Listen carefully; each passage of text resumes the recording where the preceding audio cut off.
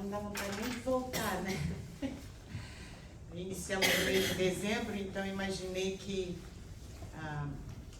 já podíamos começar celebrando o aniversário de Jesus falando dele, não é? Afinal, ele é nosso guia e modelo. E o tema da palestra, então, seria a realeza de Jesus. Consigo ficar. E aí, Pilatos pergunta aí para Jesus, e tu és o rei dos judeus? E que Jesus responde, quem lembra? Meu reino não é deste mundo. Jesus, então, diz que o reinado dele, o reino dele não é deste mundo. O que quis dizer Jesus com isso? Lembra que ele diz também que o reino dos céus não tem uma aparência externa, não está nem aqui, nem ali. Onde é a realeza de Jesus que ela se realiza, se expressa, se solidifica? Onde? Onde é esse reino dos céus? O reino do amor, não é? Dentro dos nossos corações. Aí é onde deveríamos deixar reinar Jesus, não o Jesus histórico, não Jesus, o homem histórico, mas o Cristo.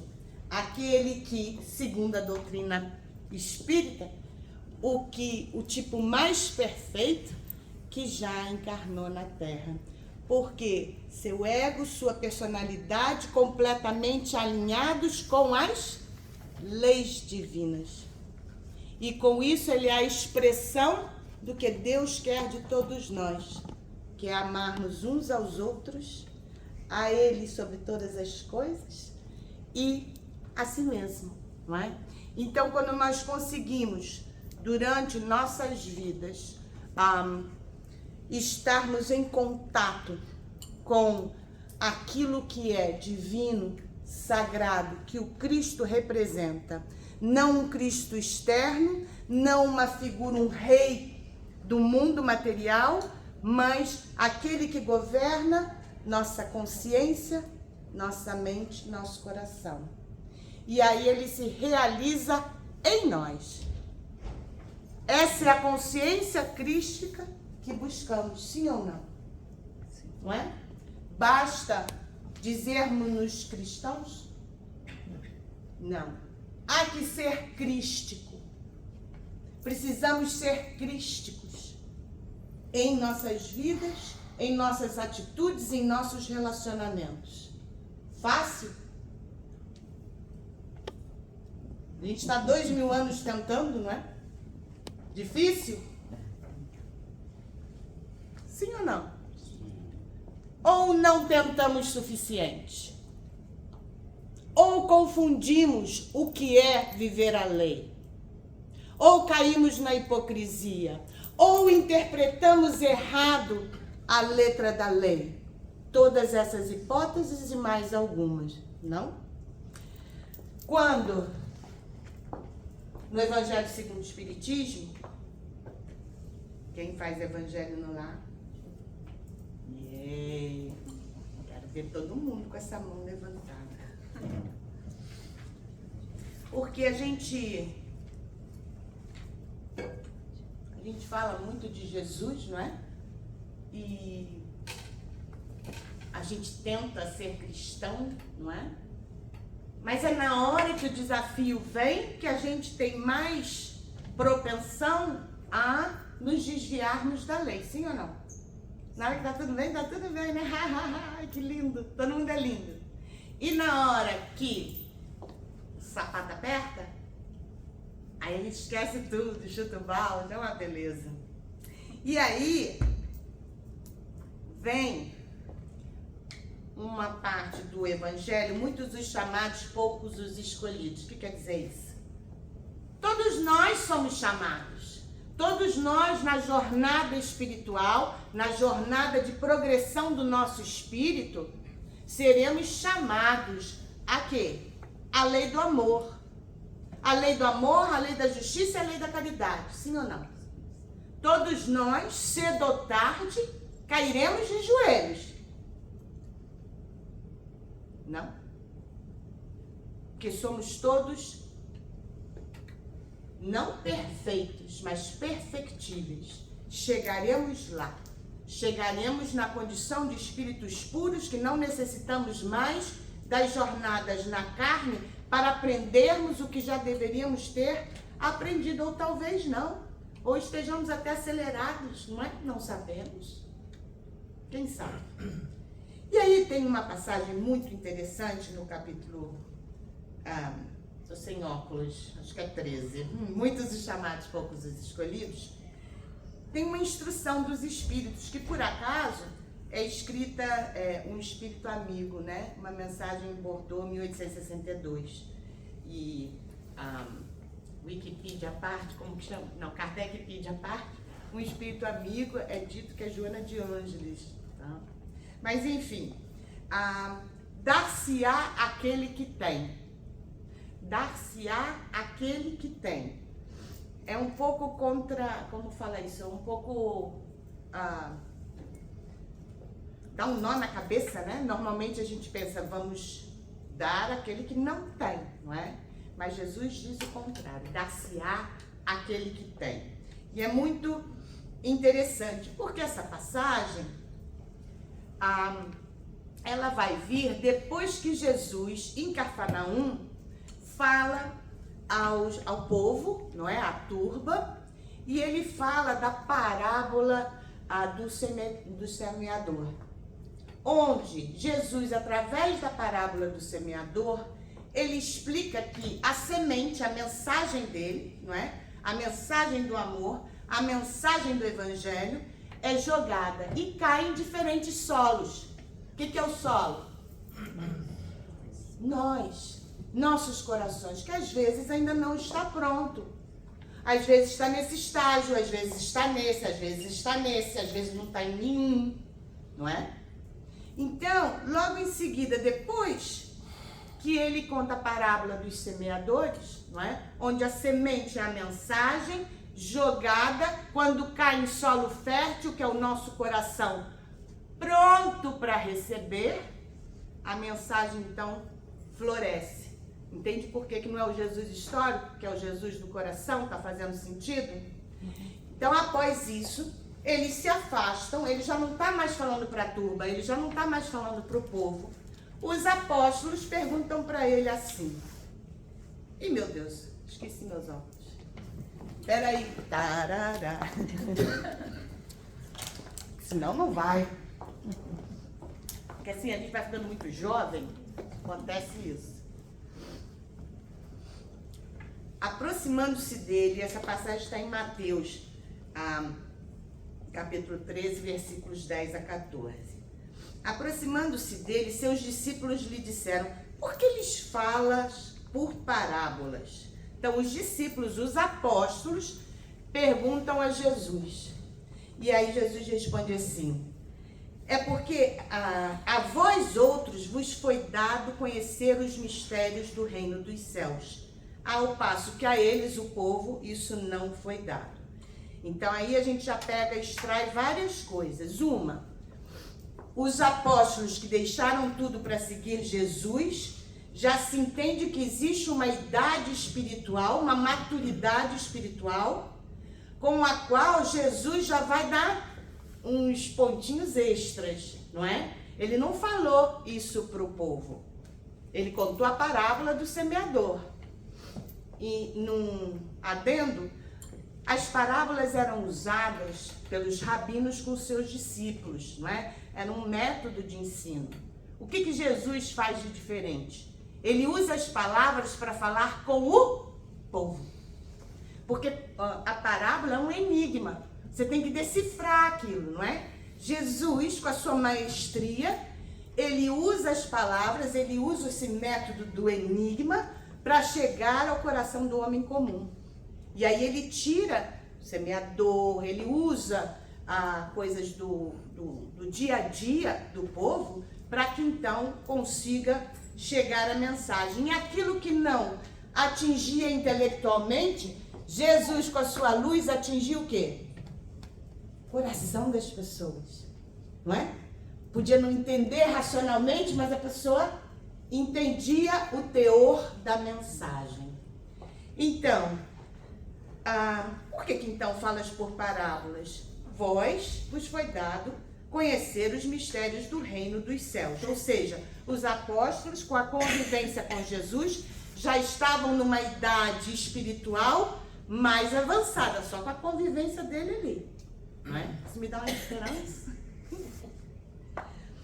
Ao passo que a eles isso não foi dado. E aí vai chegar o puxão de orelha. Porque aquele que já tem, mais se lhe dará.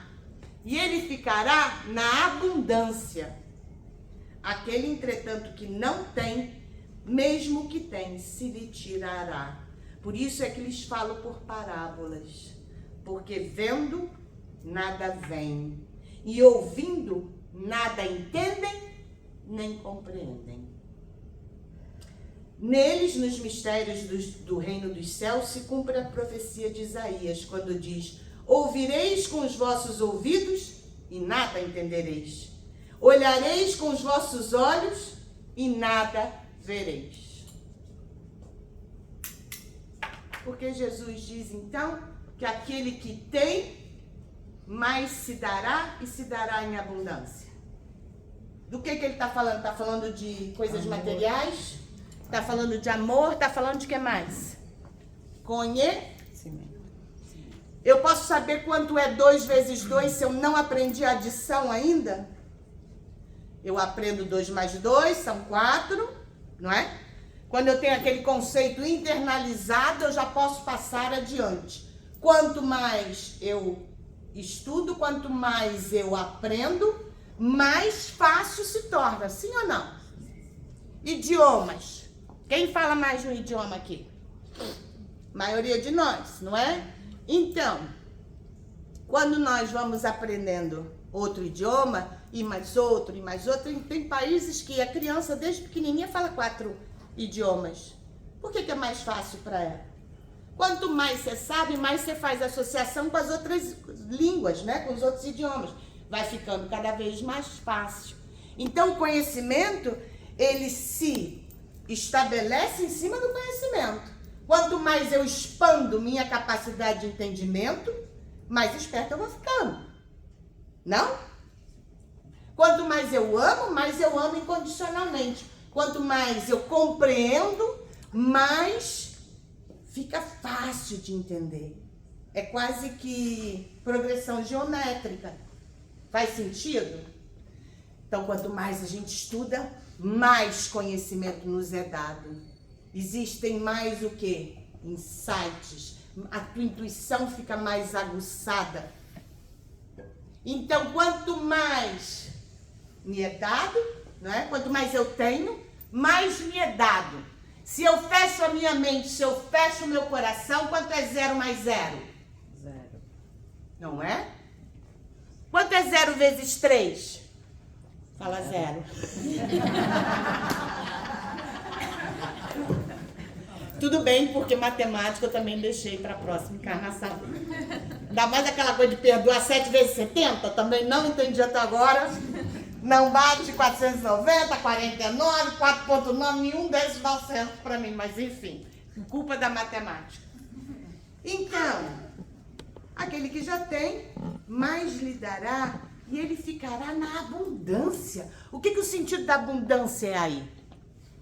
Quanto mais eu busco conhecimento das coisas dos céus, do divino, do sagrado, do contato com aquilo que não é desse mundo, porque o reino dele não era desse mundo, não é? Mas eu tenho abundância, profundidade. Mas eu posso ir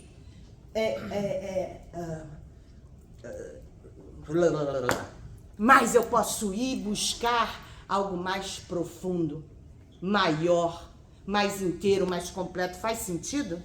Em todas as linhas de conhecimento não é assim? Quanto mais eu me especializo, quanto mais eu estudo, mais eu compreendo e eu tenho a abundância daquele conhecimento? Sim ou não? Então, Jesus já nos alerta que quanto mais temos, mais nos é dado. Quantas vezes a gente vai dormir com um problema na cabeça e no dia seguinte, a gente acorda com a solução. Não é? Já aconteceu com vocês? Comigo já.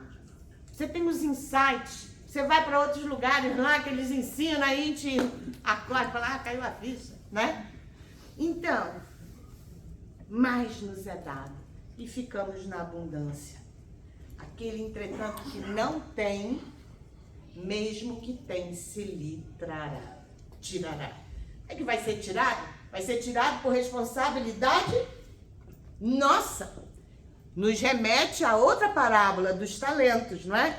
Onde Deus, o Pai, entrega talentos a várias pessoas, um enterra com medo de perder, o outro vai e aplica, né?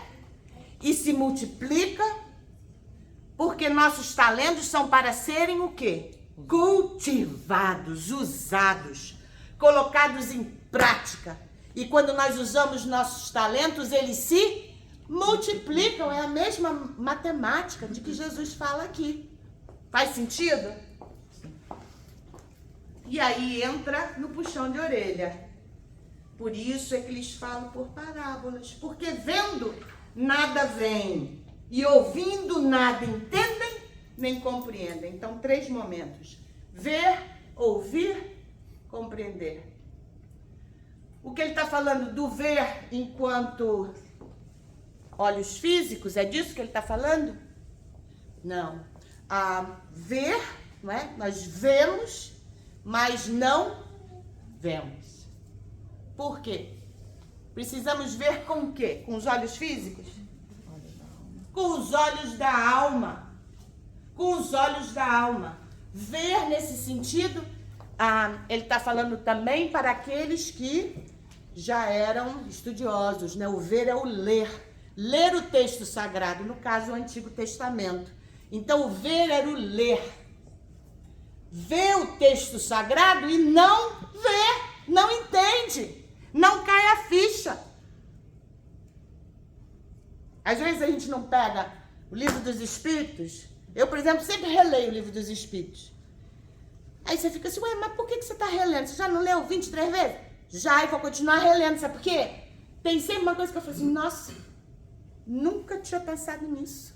Porque o nosso conhecimento e a nossa compreensão se expande e mais profundamente, mais abundância podemos ter.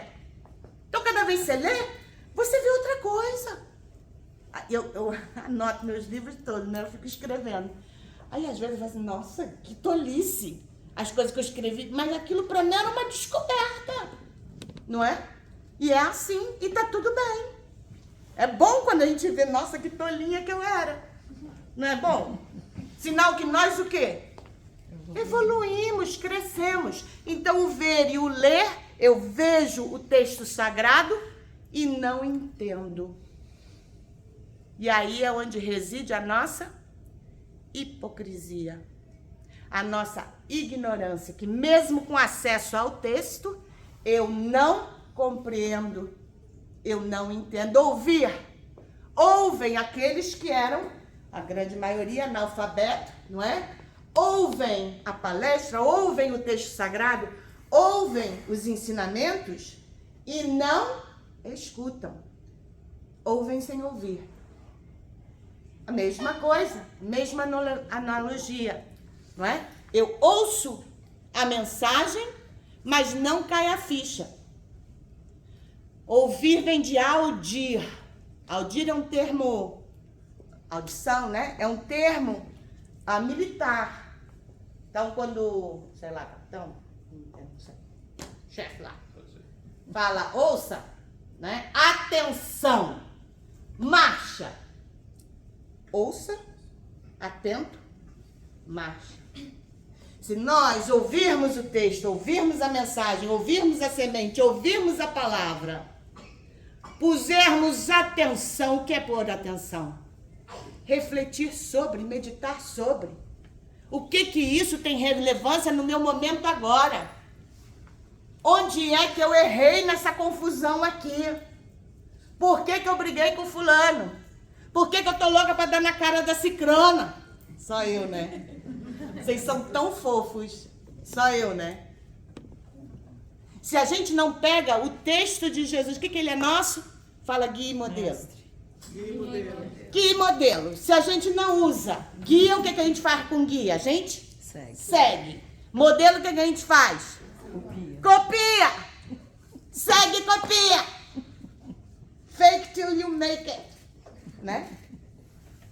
Então, se a gente ouve, atenta, medita, reflete, o que isso tem a ver comigo? Como que isso pode ajudar na minha vida? Como que isso vai melhorar meu relacionamento com meu marido? Como que vai melhorar meu relacionamento com meus filhos? Não é? Porque essa mensagem para mim agora, deixa eu pensar. Isso não está fazendo sentido, está fazendo sentido. Vai vir a resposta, pedi e obterei, sim ou não? E marcha, caminha com aquele conhecimento que vai se alastrar dentro do seu coração, dentro da sua mente. E compreendas, né? Não, né? Ver, ouvir e compreender, né? Então, ouvireis com vossos ouvidos e nada entendereis. Olhareis com os vossos olhos e nada vereis. Então, eu vejo, eu ouço e eu me entendo bolhufas.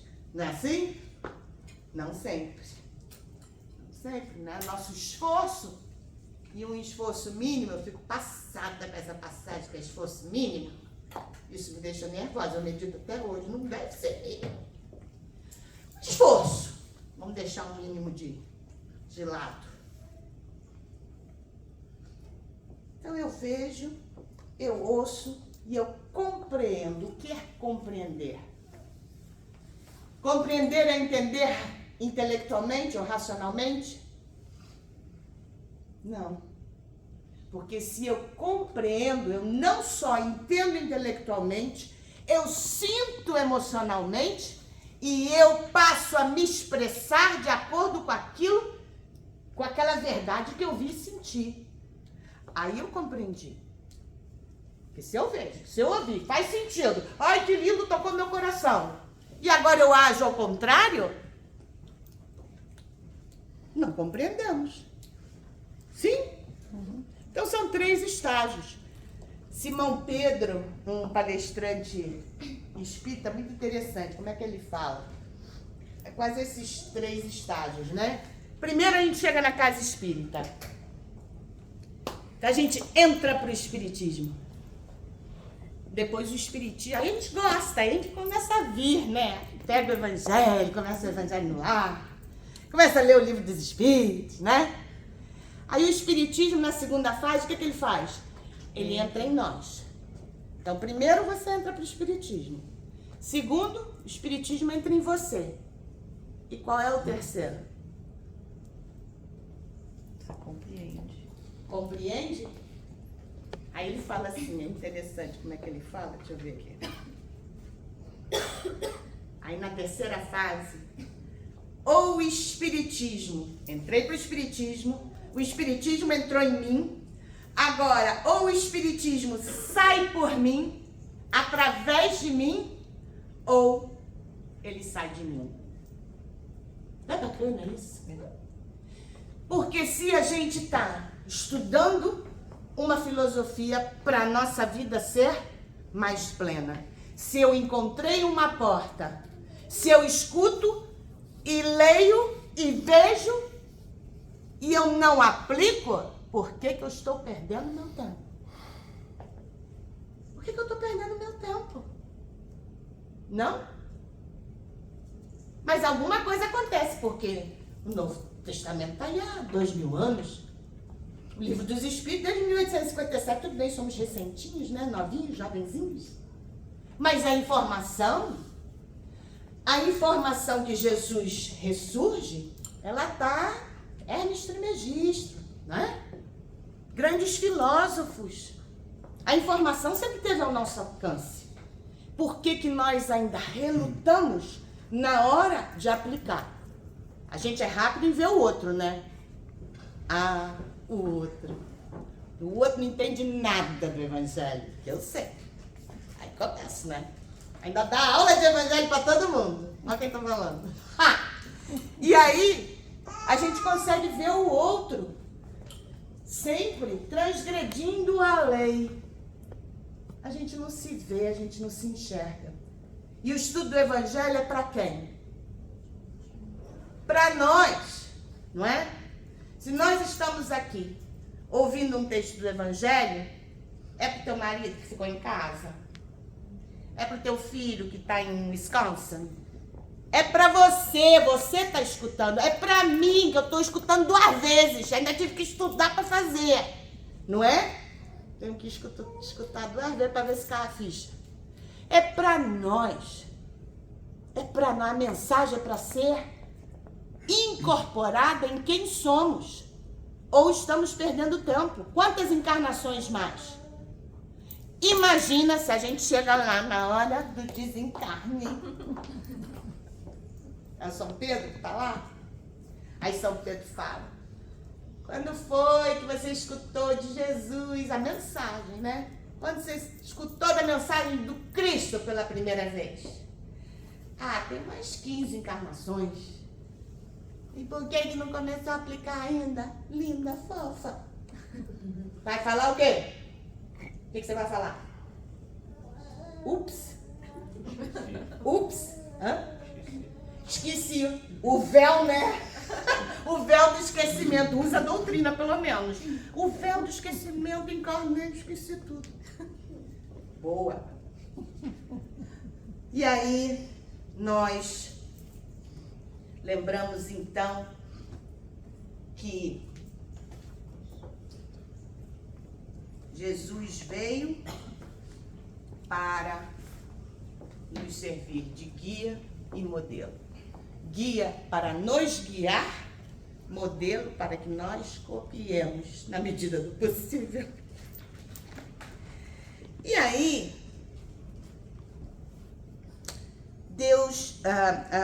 Kardec pergunta: o que são as leis? O que é a lei natural? O que é a lei divina? Não é? E os espíritos respondem: a lei natural é a lei de Deus. Olha que simples, não é? Então, as leis naturais ou divinas são as leis que Deus criou para quê? Para exercer a vontade dele. Qual é a vontade dele? Fala que nós sejamos felizes. Que nós sejamos felizes. Que nós descobramos o amor. Porque assim como o reinado de Jesus não é desse mundo, a felicidade também não é desse mundo. Quando compreendemos que a felicidade é esse estado de consciência pleno, que atingimos com uma consciência tranquila, com amor no coração, com a expansão do nosso conhecimento e da nossa capacidade de doar, não é? Isso sim, podemos dizer que encontramos a felicidade. A felicidade não tem nada a ver com quanto você ganha, com que carro você dirige, não é? Isso são circunstâncias e métodos de aprendizado que as encarnações te dão para que você desenvolva, né, essas lições que precisamos aprender. Faz sentido? Então, o que são as leis? O que é a lei natural? Lei, a lei de Deus. Inclusive as leis físicas. Então, Deus cria as leis para que a sua vontade seja feita. Porque não cai uma folha de uma árvore que não seja pela vontade de quem? De Deus. E nós temos o livre-arbítrio. O que a gente faz? A gente pode seguir as leis ou não. Up to us. Nossa escolha. E aí ele vai mais longe. É a lei de Deus. Agora olha que interessante que ele fala. Na definição da parte 3ª do Livro dos Espíritos. É a única verdadeira para a felicidade do homem.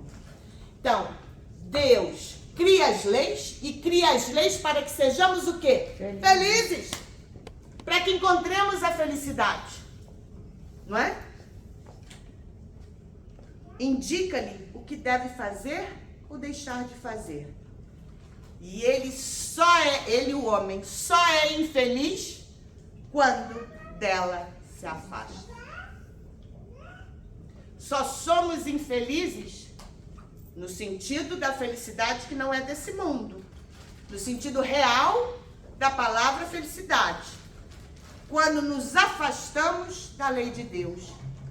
Quando nos afastamos das leis divinas. Não é? Kardec, ele coloca em 10 leis, que obviamente não são só 10, mas ele coloca as mais importantes: lei da liberdade, lei da igualdade, lei da justiça, do amor e caridade, sendo a mais importante de todos.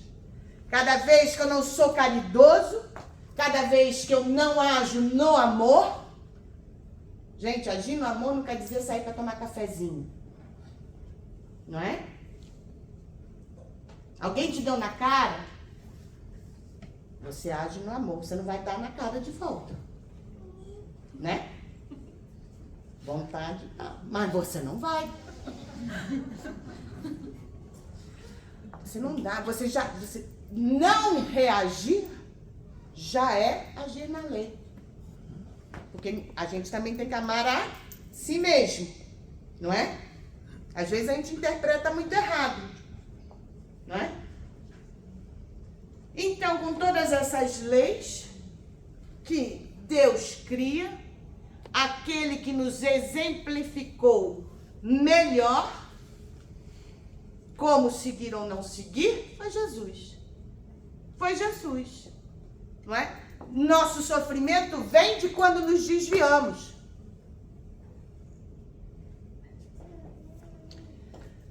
E aí vem o sinal da cruz, não é?